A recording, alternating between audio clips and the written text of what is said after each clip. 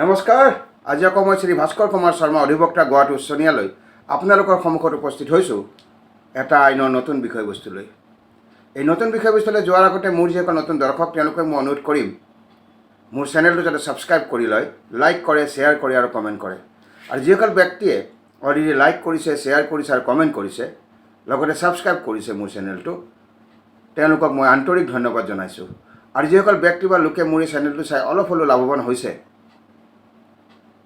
কিবা এটা জানিবলৈ বা শিকিবলৈ আইনৰ বিষয়ে, তেওঁলোকে নিশ্চয়কৈ মোৰ চেনেলটো ছাবস্ক্ৰাইব কৰিব বুলি আশা ৰাখিছোঁ, লগতে লাইক শ্বেয়াৰ কমেণ্ট কৰিব বুলি মই আশা ৰাখিছোঁ। আৰু এটা অনুৰোধ মই কৰিব বিচাৰিম, আপোনালোকে যেতিয়া মোৰ এই ভিডিঅ'টো চাব, ভিডিঅ'টো যাতে শেষলৈকে চায়, আধাতে বা স্কিপ কৰি নাচাব, কাৰণ আইনৰ বিষয়বস্তুটো জটিল। স্কিপ কৰি বা আধাতে সমাপ্ত কৰি চালে হয়তো বিষয়বস্তুটো আপোনাৰ বুজাত কঠিন হ'ব পাৰে।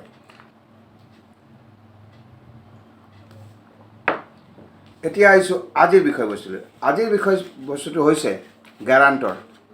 যেতিয়া আপুনি বেংকত লোন ল'বলৈ যায়, গাড়ীৰ কাৰণেই লোন হওক বা কিবা এটা প্ৰপাৰ্টি কিনাৰ ক্ষেত্ৰতে লোন হওক বা ঘৰ এটা কিনাৰ ক্ষেত্ৰতে লোন হওক, যেতিয়া আপুনি লোন ল'বলৈ যাব, বেংকৰ পৰা এজন গেৰাণ্টৰ বিচাৰে।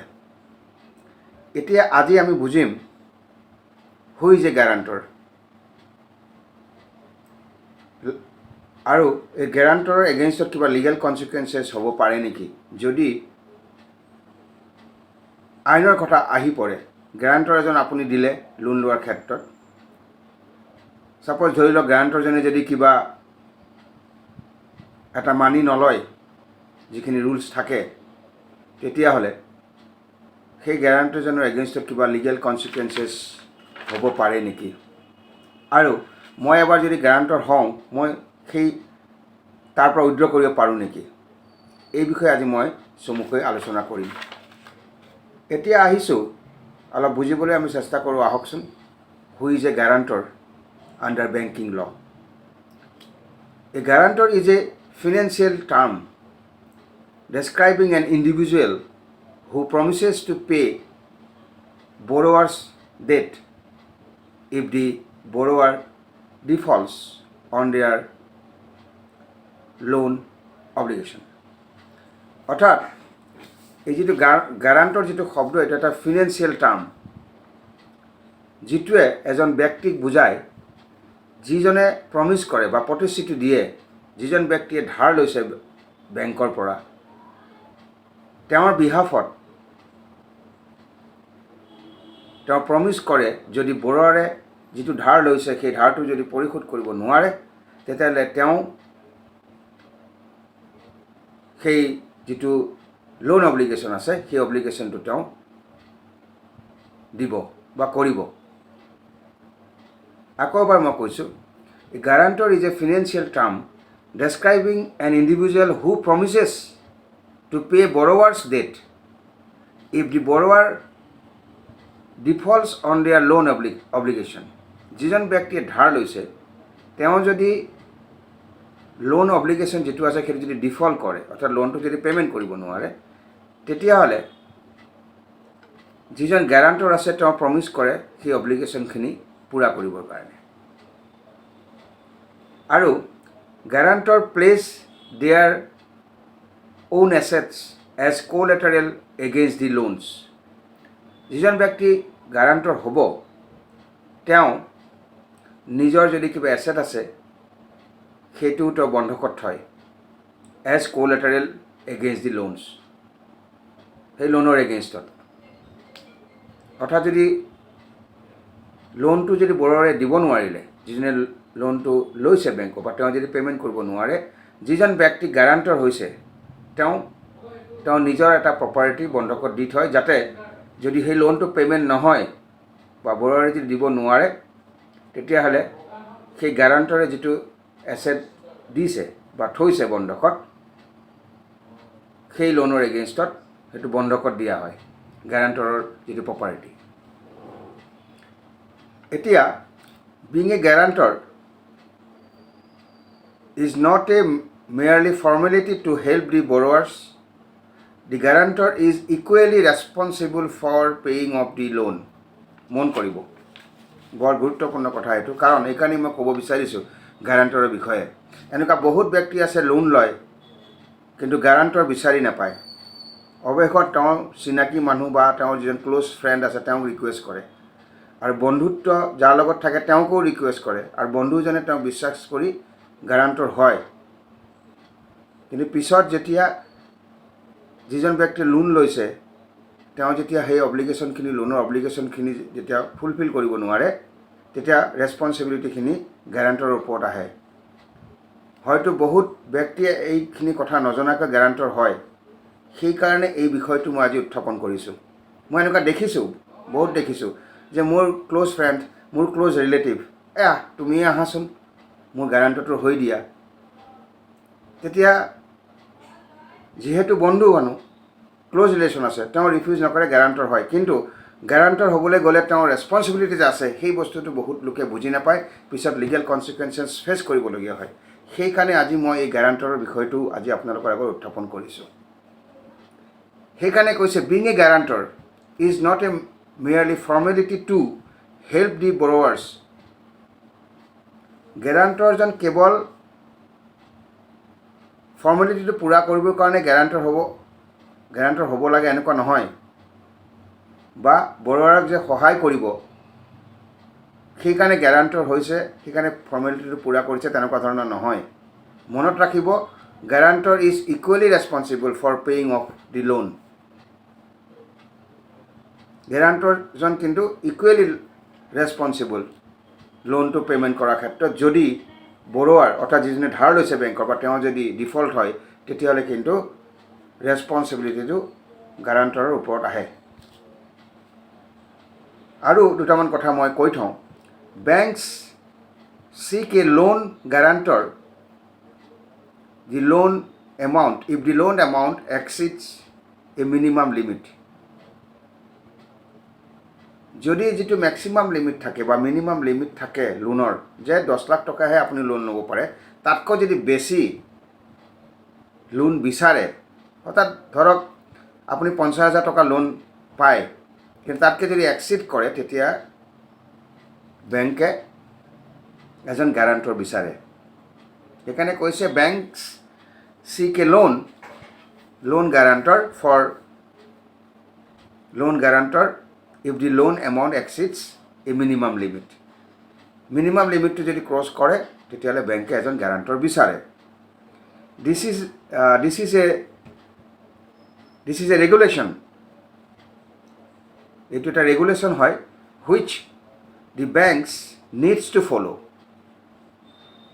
এইটো এটা ৰেগুলেশ্যন, এই যে গ্যাৰাণ্টৰ বিচাৰিছে বেংকে, এইটো এটা ৰেগুলেশ্যনৰ ভিতৰত পৰে যিটো বেংকে ফ'ল' কৰিব লাগে।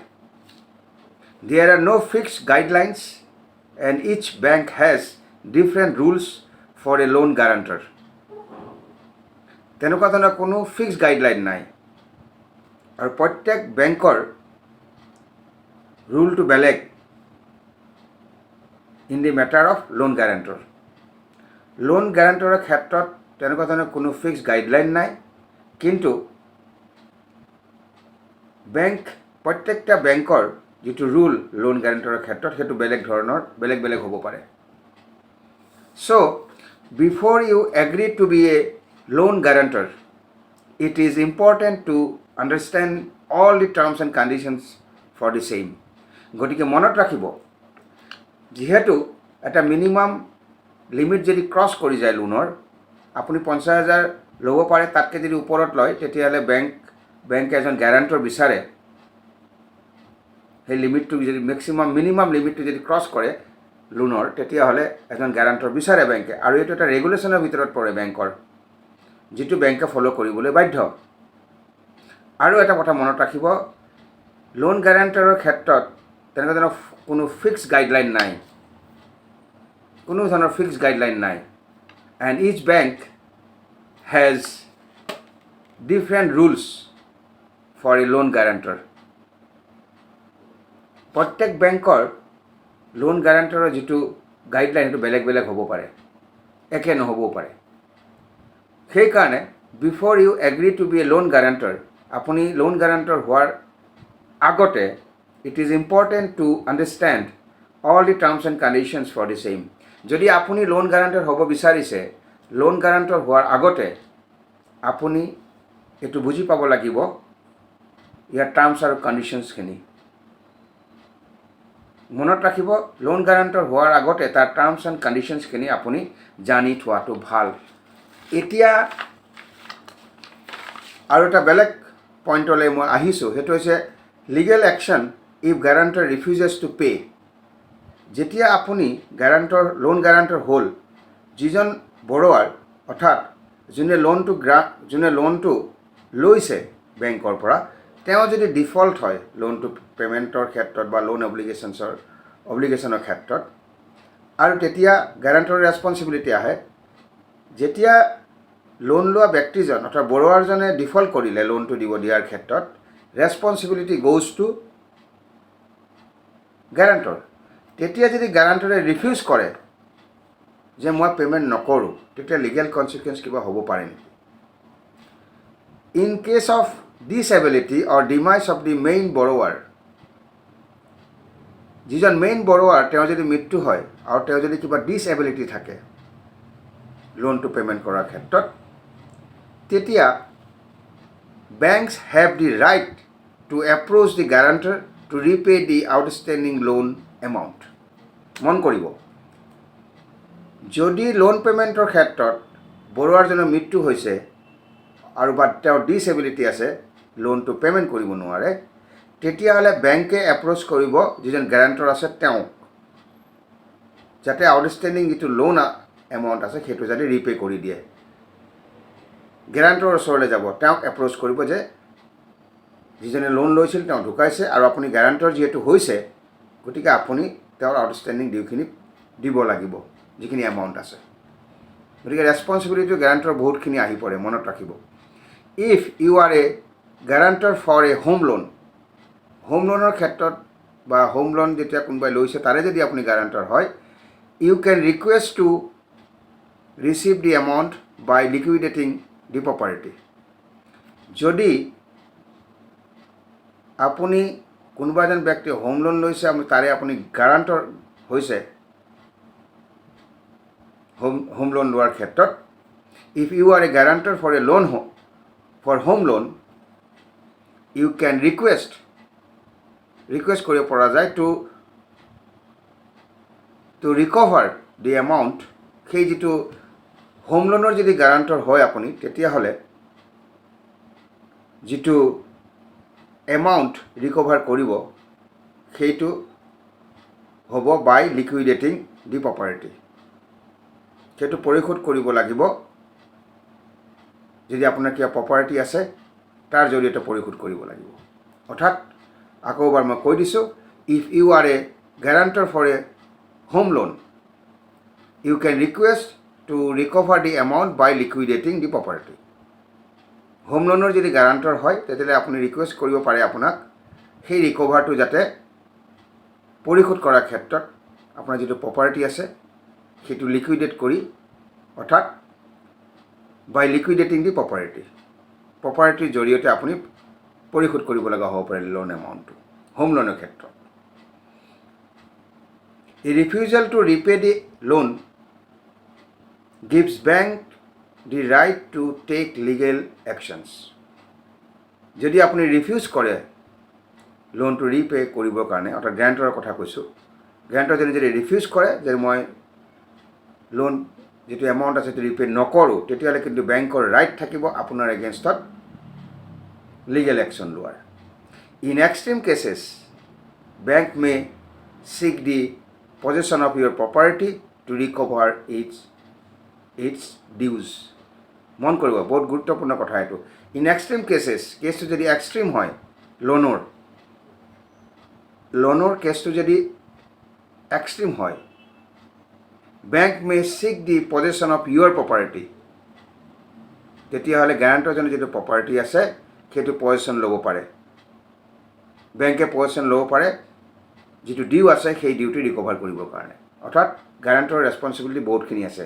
আপুনি গ্যাৰাণ্টৰ হ'লে যদি আপুনি ৰিপে নকৰে, আপুনি যদি ৰিপে নকৰে, গ্যাৰাণ্টৰ হৈছে যিজনে ধাৰ লৈছিলে সেই ব্যক্তিৰ গ্যাৰাণ্টৰ আপুনি হৈছিলে, যদি সেই ব্যক্তিজনে পে'মেণ্ট পৰিশোধ কৰিব নোৱাৰে, তেতিয়াহ'লে গ্যাৰাণ্টৰজনৰ ৰেছপন্সিবিলিটি আহি পৰে আৰু যদি গ্যাৰাণ্টৰজনে যদি ৰিফিউজ কৰে তেতিয়াহ'লে তেওঁৰ এগেইনষ্টত লিগেল একশ্যন ল'ব পাৰে। আৰু হোম লোনৰ ক্ষেত্ৰত মনত ৰাখিব সেইটো পৰিশোধ কৰা হ'ব যিটো প্ৰপাৰ্টি আছে সেই প্ৰপাৰ্টিৰ জৰিয়তে। এতিয়া আৰু এটা কথা আপোনালোকে জানি থওক শেষত, difficult to withdraw as a loan guarantor. আপুনি যদি গ্যাৰাণ্টৰ হৈছে কিবা কাৰণত লোন গ্যাৰাণ্টৰ, কিন্তু আপুনি সেই গ্যাৰাণ্টৰৰ পৰা উইথড্ৰ কৰিব নোৱাৰে যে মই আজি গ্যাৰাণ্টৰ হ'লোঁ, কালি আপুনি গৈ ডাইৰেক্টলি ক'ব নোৱাৰে যে মই আজিৰ পৰা গ্যাৰাণ্টৰ নহওঁ। সেইটো ভেৰি ডিফিকাল্ট সেই পজিশ্যনটো, অৰ্থাৎ difficult to withdraw as a loan guarantor. Once আপুনি যদি এবাৰ গ্যাৰাণ্টৰ হৈছে তাৰ পৰা উইথড্ৰ কৰিবলৈ কিন্তু অলপ কঠিন আছে। এই বিষয়ে অলপ কৈ থওঁ। Once you have agreed to be a loan guarantor it would be difficult to withdraw from the responsibility. এবাৰ যদি আপুনি লোন গ্যাৰাণ্টৰ হৈছে তাৰ পৰা উইথড্ৰ কৰাটো সহজ নহয়, ৰেছপন্সিবিলিটিৰ পৰা উইথড্ৰ কৰাটো সহজ নহয় এবাৰ যদি আপুনি লোন গ্যাৰাণ্টৰ হৈছে। সেইকাৰণে কৈছে once you have agreed to be a loan guarantor it would be difficult to withdraw from the responsibility. এবাৰ গ্যাৰাণ্টৰ হ'লে তাৰ পৰা আমি হঠাতে উইথড্ৰ কৰি ল'ব নোৱাৰে, সেইটো ভেৰি ডিফিকাল্ট। ৰেছপন্সিবিলিটিৰ পৰা আপুনি হাত সাৰিব নোৱাৰে, হঠাৎ উইথড্ৰ কৰিব নোৱাৰে গ্যাৰাণ্টৰৰ পৰা। মই এবাৰ গ্যাৰাণ্টৰ হ'লোঁ, ইমিডিয়েটলি আপুনি দুদিনৰ পিছত ক'লে আজিৰ পৰা মই গ্যাৰাণ্টৰ নহওঁ আপোনাৰ এই লোন মানে যিটো লোন লৈছে লোনৰ ক্ষেত্ৰত, সেইটো সহজ নহয়। The process of withdrawing requires approval from both the lending authority and borrower. যিটো প্ৰচেছ আছে উইথড্ৰ কৰাৰ, মই গ্যাৰাণ্টৰ হৈছোঁ কিন্তু মই গ্যাৰাণ্টৰ এতিয়া আৰু হ'ব বিচৰা নাই, তাৰে যিটো প্ৰচেছ উইথড্ৰয়িঙৰ, তেনেকুৱা ক্ষেত্ৰত কিন্তু এপ্ৰুভেল লাগিব লেণ্ডিং অথৰিটি আৰু বৰৱাৰৰ। যোনে ধাৰ দিছে আৰু যোনে ধাৰ লৈছে তেওঁৰ পৰা কিন্তু এপ্ৰুভেল লাগিব যদি আপুনি উইথড্ৰ কৰিব বিচাৰে গ্যাৰাণ্টৰৰ ৰেছপন্সিবিলিটিৰ পৰা। আৰু এটা কথা, the lending authority usually approves this change only when there is availability of another loan guarantor. Lending যিটো অথৰিটি আছে, অৰ্থাৎ যাৰ পৰা আপুনি ধাৰ লৈছে, যদি বেংকৰ পৰা আপুনি ধাৰ লৈছে, বেংক হ'ব লেণ্ডিং অথৰিটি, এপ্ৰুভেল দিব আপোনাৰ গ্যাৰাণ্টৰশ্বিপটোৰ পৰা উইথড্ৰ হ'বলৈ। আপুনি গ্যাৰাণ্টৰ হোৱাৰ কাৰণে যিটো ৰেছপন্সিবিলিটি আছে যে আজিৰ পৰা মই গ্যাৰাণ্টৰ নহওঁ, তাৰ পৰা উইথড্ৰ কৰিবৰ কাৰণে লেণ্ডিং অথৰিটিয়ে এপ্ৰুভেল দিব। কেতিয়া দিব? যেতিয়া বেলেগ এজন লোন গ্যাৰাণ্টৰ পাব, তেতিয়া আপুনি যে গ্যাৰাণ্টৰ হৈছে তাৰ পৰা আপুনি ৰেহাই পাব পাৰে। মই আকৌ এবাৰ কৈ দিছোঁ শেষত, once you have agreed to be a loan guarantor, it would be difficult to withdraw from the responsibility. The process of withdrawing requires approval from both the lending authority and borrower. The lending authority usually approves this change only when there is availability of another loan guarantor. মই এতিয়া loan গ্যাৰাণ্টৰ হ'লোঁ, মই loan গ্যাৰাণ্টৰৰ পৰা যিটো responsibility আছে loan গ্যাৰাণ্টৰ, এতিয়া মই loan গ্যাৰাণ্টৰ হ'ব নিবিচাৰোঁ। সেই যিটো প্ৰচেছ, সেই প্ৰচেছটো কৰিবলৈ যাওঁতে লেণ্ডিং অথৰিটি আৰু বৰৱাৰৰ পৰা এপ্ৰুভেল লাগিব।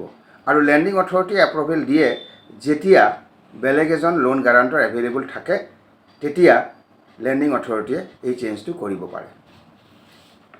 এই আলোচনাৰ পৰা আজি অলপ হ'লেও আপোনালোকৰ লাভ হৈছে বুলি মই আশা ৰাখিছোঁ। আৰু বিশেষকৈ যিসকল গ্যাৰাণ্টৰ হৈছে, লোন গ্যাৰাণ্টৰ হৈছে, তেওঁলোকে যদি কোনোবাই মোৰ এই ভিডিঅ'টো চাইছে, তেওঁলোকে অলপ হ'লেও আজি লাভৱান হৈছে বুলি মই আশা ৰাখিছোঁ।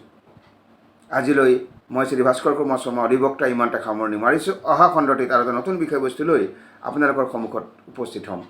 নমস্কাৰ।